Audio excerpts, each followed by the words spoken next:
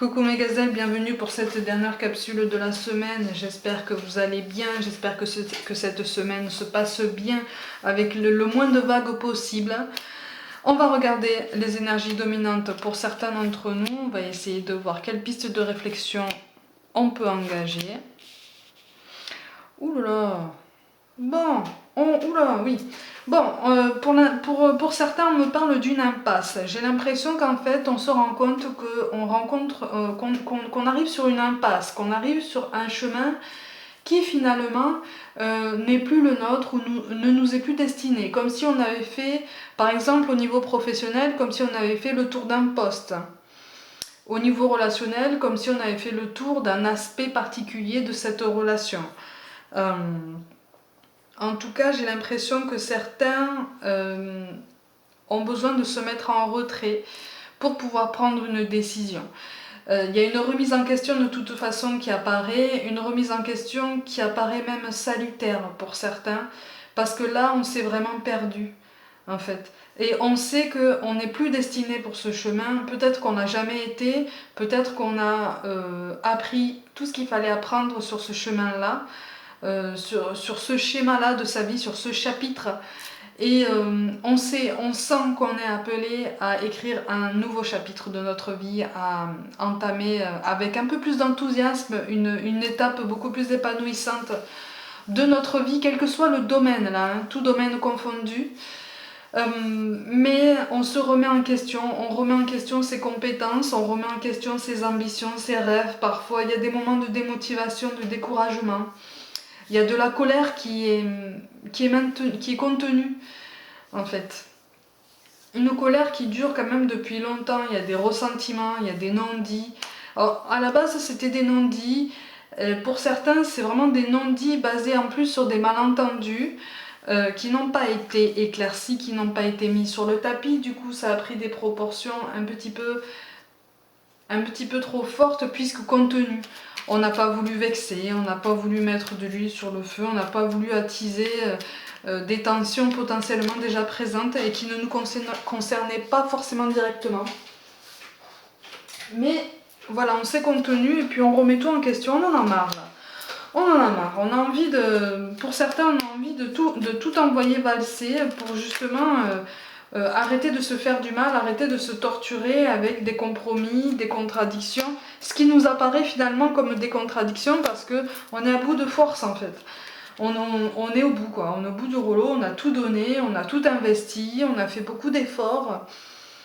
Et là, on a envie quand même de penser à soi et de se recentrer et de se remettre au centre de nos préoccupations, au centre de nos inquiétudes, si tant est qu'il y en ait. C'est pour ça qu'on nous parle de bonté. Un geste tendre rallume le pouvoir de l'amour. Rappelle-toi d'être bon envers toi-même. Voilà, c'est exactement ça. On nous conseille effectivement, si on ressent le besoin, de nous mettre un peu en retrait. Il ne s'agit pas forcément de couper tout contact avec le monde extérieur, ni avec le cercle proche ou moins proche, mais de prendre un peu de recul, de prendre un peu de hauteur et d'entamer une introspection qui peut être salutaire. Il y a une remise en question de toute façon qu'on a repoussée pendant un moment, pour certains d'entre nous. Je rappelle que c'est un tirage général, hein, mais il y a une remise en question qu'on a repoussée dans le temps, pour certains d'entre nous, et pour certains on a eu peur de l'engagement, Alors soit on a soi-même eu peur de l'engagement par rapport à quelqu'un qui nous a montré sa volonté d'engagement en fait.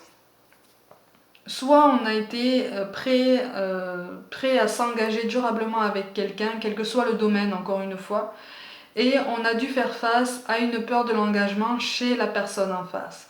Donc il y a eu comme un mur, il y a eu des malentendus.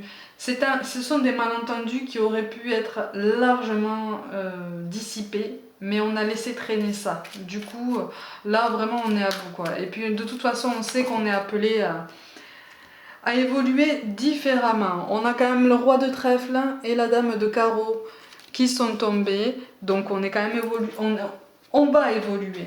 On nous encourage à tendre vers cette évolution et si cette évolution nécessite un silence, un retrait, une remise en question, c'est parfaitement sain. C'est parfaitement sain parce que ça permet de reconstruire, ça permet de déconstruire un schéma qui ne nous correspond plus et de reconstruire des repères beaucoup plus durables et beaucoup plus en adéquation avec ce qu'on veut. Regardez la carte quand même qui est tombée, c'est quand même celle du bonheur. Donc il est question d'alignement, d'épanouissement et d'ouverture. On me parle du chakra du cœur aussi, mais vous savez, le chakra du cœur n'englobe pas que le domaine sentimental. D'ailleurs, le domaine sentimental n'est pas englobé que par le chakra du cœur. Le chakra cœur concerne aussi l'estime de soi, cette question de légitimité notamment, qu'on peut ressentir dans notre rapport aux autres, que ce soit personnel ou professionnel. C'est pour ça qu'on parle de remise en question. C'est parce que là, on a un chakra qui apparaît déséquilibré, donc on nous appelle à la méditation, on nous appelle de la méditation ciblée, hein, ça existe, hein, de la méditation ciblée sur le chakra cœur. Ça nous appelle à nous exprimer et à nous sentir légitimes, de dire quand ça ne va pas, quand quelque chose nous déplaît, quand on a envie de quelque chose, quand on ambitionne quelque chose en particulier, un projet qui nous tient à cœur. Voilà, on nous encourage à l'exprimer, on nous encourage à le mettre en avant et à travailler en ce sens si on sent qu'on est appelé à le mener à terme. On nous parle de détermination, ben voilà, persévérance et patience sont la clé d'une issue positive. La patience là concerne celle qu'on peut exercer envers nous-mêmes. Une des meilleures preuves de patience et de bienveillance qu'on peut témoigner à soi-même, c'est justement de s'accorder du repos, de revoir nos ambitions, de ne pas avoir peur de remettre en question nos choix sans trop d'autorité en fait, vous voyez, sans trop de dureté, de se dire bon, là, est-ce que je suis toujours dans la bonne direction? Est-ce que je ne me suis pas éparpillée? Est-ce que je ne suis pas en train de partir dans une direction qui finalement ne va pas me mener à mon but initial? Vous voyez, c'est une façon de recentrer et de se mettre sur les rails régulièrement, comme une mise à jour en fait. Et enfin, on nous parle de l'archange Gabriel. Tu vas recevoir prochainement des nouvelles positives. Les canaux d'une communication claire et authentique sont maintenant ouverts. Garde ton cœur ouvert et exprime ta vérité avec amour, voilà, sans peur aucune. On nous encourage à nous exprimer, on nous encourage à nous ouvrir, on nous encourage à travailler sur le chakra du cœur. Je retire comme d'habitude une carte chakra du cœur, et encore une fois, ça ne concerne pas forcément le domaine sentimental. Et c'est encore la carte du libre arbitre qui tombe. Le libre arbitre, c'est-à-dire cette possibilité de choisir entre continuer à s'investir en refusant de s'écouter ou commencer à remettre en question nos choix passés, nos choix surtout actuels, pour voir si on est sur le bon chemin, pour voir si il n'existe pas un moyen de mettre en place encore une fois, les projets qui nous tiennent à cœur depuis très très longtemps. Depuis très longtemps. Pour certains, il y a quelque chose qui est latent, mais qui devient épuisant tellement c'est contenu. Là, il est temps de l'exprimer, il est temps de faire sortir tout ça parce que c'est pas sain et ça prend beaucoup trop de place en nous. Mes gazelles, pour aujourd'hui, prenez soin de vous. Comme d'habitude, croyez en vous, essayez de passer un bon week-end, je vous envoie tout plein d'amour, merci pour tout le soutien que vous me témoignez. Suivez-moi, n'hésitez pas sur Facebook et Instagram, et je vous dis à lundi.